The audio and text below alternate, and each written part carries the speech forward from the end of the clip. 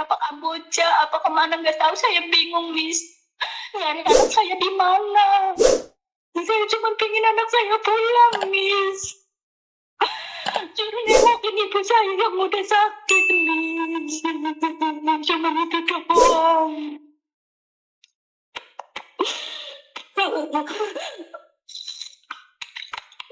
Jadi kamu menduga anakmu sekarang ada di Myanmar, Thailand atau Vietnam seperti itu menurutmu? Soalnya sangat nyurigain gitu, Miss. Biasanya kalau kerja dia tuh pamitan, nih katanya, Mamas kerja ya udah doain katanya udah. Terus ini mah nggak pamitan, nggak bawa salin, nggak bawa apa, Miss. Cuman dia bawa motor CTX sama BPKB apa tuh dibawa semuanya. Biasanya nggak pernah, Miss, nggak pernah dibawa itu BPKB apa. Terus kan ngomong, misalkan itu motor udah dijual nggak apa-apa, masalah motor bisa beli lagi, yang penting pulang. Mas sekarang tengokin emak, kasihan keadaannya kayak gimana kan tahu sendiri. Nangis mulu mikirin Mas nggak pulang, tapi dia tetap, Miss, kukuh nggak mau. Saya takutnya kayak gitu doang, Miss. Curiganya tuh dikirim ke sana. Kalau kerja ya syukur, cuman pengen lihat, coba video call, dia nggak mau, Miss. Sama pacarnya juga nggak mau, sampai pacarnya juga diblokir. Cuman takutnya gitu doang, Miss. Oke. Terus teman-temannya siapa? Ada yang tahu? Nggak ada temennya juga. Saya udah nanya ke temennya, udah telepon ke temennya, nggak ada semua. Nggak tahu katanya. Terus saya telepon nggak diangkat, tapi kalau di inbox apa itu respon, jawab, ngomongnya lagi kerja di mana. Intinya kerja, saya udah jauh kan, kayak gitu, Miss. Terus bagaimana bisa mengetahui dia posisinya di mana kalau dia sendiri aja nggak ngomong, sayang?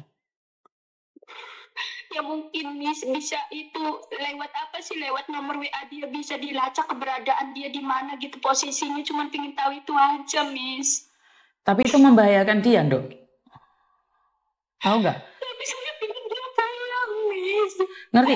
Tapi saya punya siapa-siapa, cuma punya anak dia satu-satunya, Miss. Cuma pengen dia pulang. Nggak apa-apa, saya ongkosin, Miss. Bukan masalah di uang. Sebentar. Ini bukan masalah di uangnya. Kalau saya bertindak nih, minta tolong sama orang, terus VPN-nya kecek dia ada di mana, membahayakan nyawanya, kamu siap? Saya harus gimana, Miss? Saya nggak kuat, Miss. Dari ke hari kapan saya nggak bisa makan, Miss, mikirin dia. Cuma pengen tahu keberadaan posisinya dia, Miss. Itu aja, udah. Iya, ngerti. Tapi kalau anakmu ada masalah gimana? Saya bingung, nggak tahu harus ngapain, harus kemana, Miss. Ya Allah, ya Rabbi.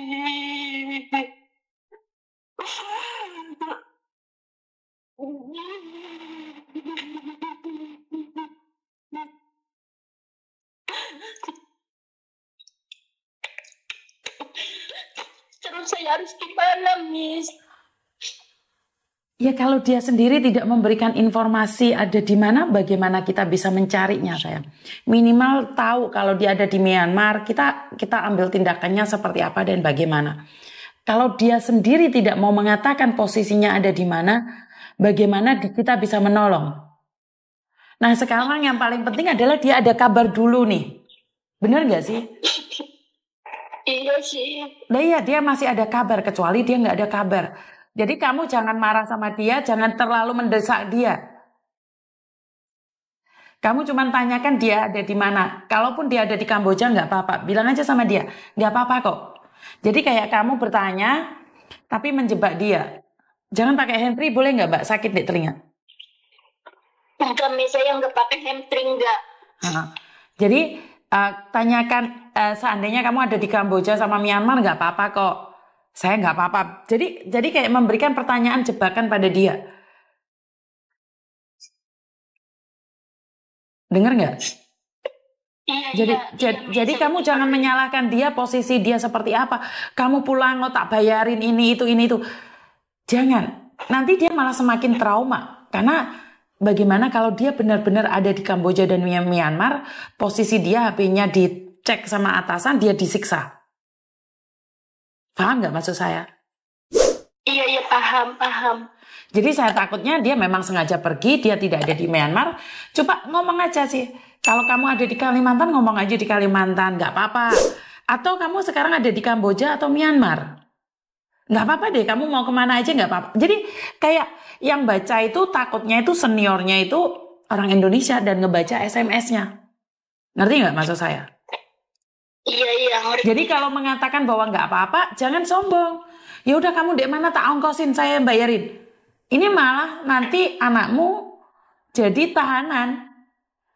Akhirnya kamu harus ngirim uang 150 juta, 200 juta, baru anakmu dikembalikan ke KBRI. Ngerti nggak? Iya, ngerti. Jangan ceroboh. Jangan mentang-mentang punya uang saya bayarin. Ini salah, mindset yang salah. Nanti giliran anakmu tidak bisa dikeluarkan dari tempat itu, kamu nangis lagi. Ngerti nggak? Iya, ngerti, Miss. Jadi intinya adalah membuka komunikasi dengan baik. Awalnya, kamu itu ada di Jakarta apa di Kalimantan sih? Kalau kalau kamu memang benar ada di sana, nggak apa-apa sih, ibu seneng aja. Atau kamu mungkin ada di Kamboja atau Myanmar. Ya udah nggak apa-apa wes. Paham nggak maksudku? Iya, paham, Miss. Biar dia jujur dulu nih. Bagaimana caranya agar dia jujur dulu? Tapi kalau kamu umbar, ya udah kamu mau berapa aja, kamu pulang tak kasih uang. Itu kesempatan buat penipuan. Karena sekarang ini di Myanmar lagi banyak orang ditahan minta tebusan 1,5 M. Ngerti nggak? Iya, ngerti. Jadi kalau sampai dia minta uang 1,5 M, kamu sendiri yang kehabisan loh.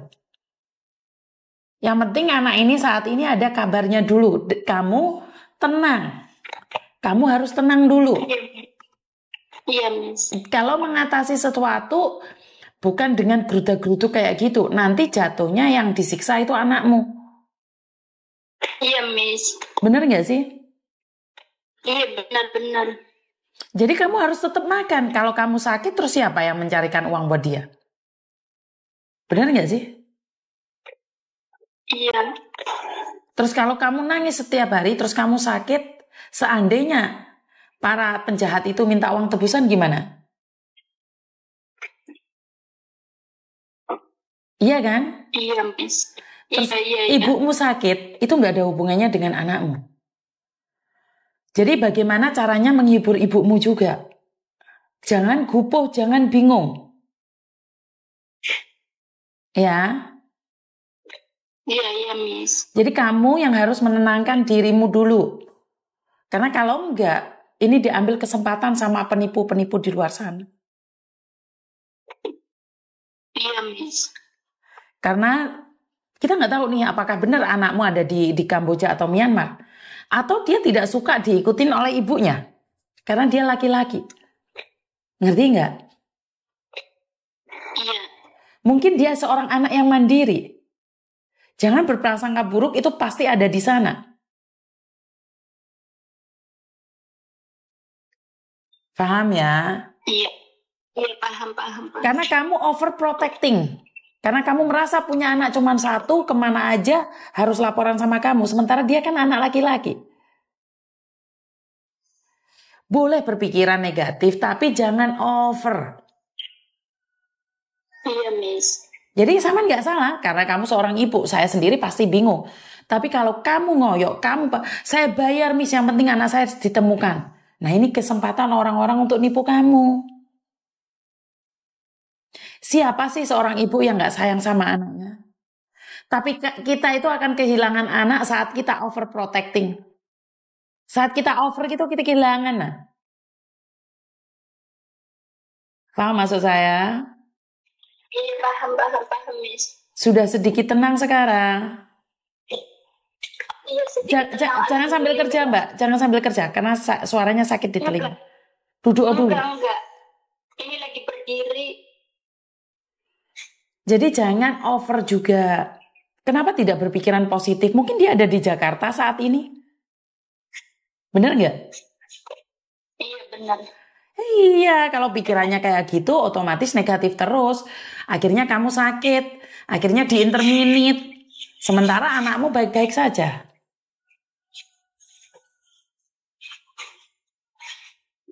Bener nggak sih? Iya benar-benar. Sudah agak tenang sekarang. Iya tenang, lebih tenang malahan. Lebih tenang. Iya. Apalagi yang ingin ditanyakan sama Miss Yuni. Wong nangis langsung geru-geru. Ngaget-ngageti Miss Yuni ae. Duh. Kaget sampean. Mau merhati ini ya?